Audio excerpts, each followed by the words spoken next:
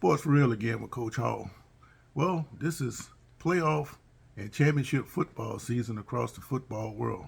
Today and tomorrow you have the college championships, and next week you begin the NFL playoffs. But did you know that there's a way that you can actually pick up on what may take place before the game actually begins? Well, I kind of picked up on this knowledge by accident way back when I went to my first football game in Washington, D.C.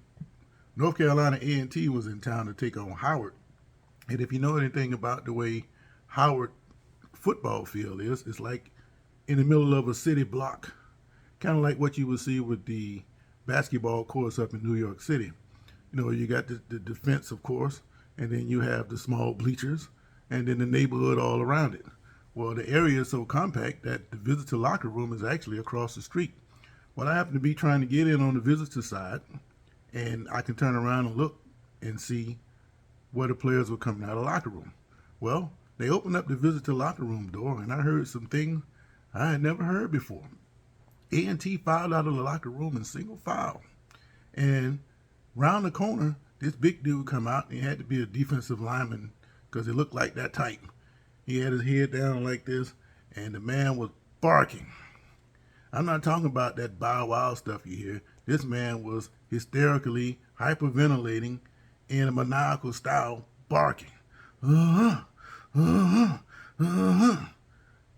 I'm 19 years old, soaking wet.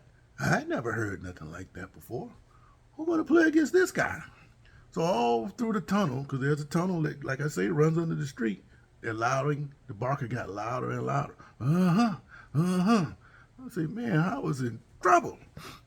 So sure enough, the game starts. They try to run it up in there the first play. They got stuffed. Then on second down, they throw a little outlet pass to a little quick out. DB must have been playing cover two, lit him up.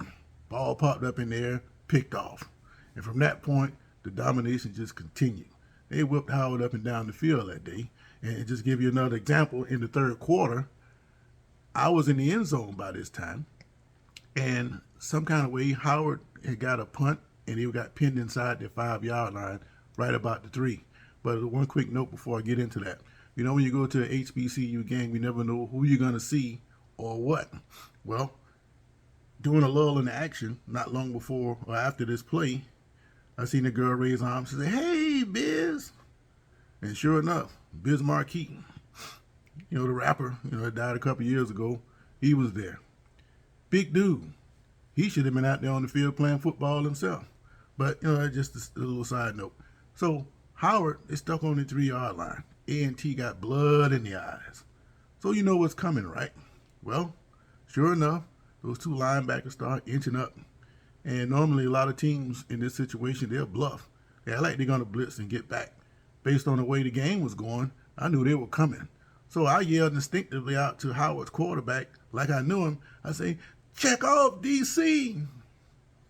Didn't do him no good whether he did or not, because that right inside linebacker got home, hit him just as he was about to throw the ball, coughed it up. A&T picked it up and continued with the beatings. Now they didn't beat Howard that day 48-6. It was more like a 29-10 kind of whipping. But it's the kind of game that you got thoroughly outplayed, and you want to hurry up and get out of here and get on to the next opponent, because this ain't it. That A&T team went on to win the Black College Championship, even though they had 2 losses. They lost to a upper division school, somebody like Campbell or something like that, and they lost to my Snakes before they became my Snakes, 17-13. A&M ended up winning the conference, but like I say, A&T won the Black College Championship. But I say all this to say that when you're watching these games, take a look at those teams as they come out of the tunnel. A lot of times they can tip you off about their nerves, or where they're afraid, or you just get a good feel about what's going to take place.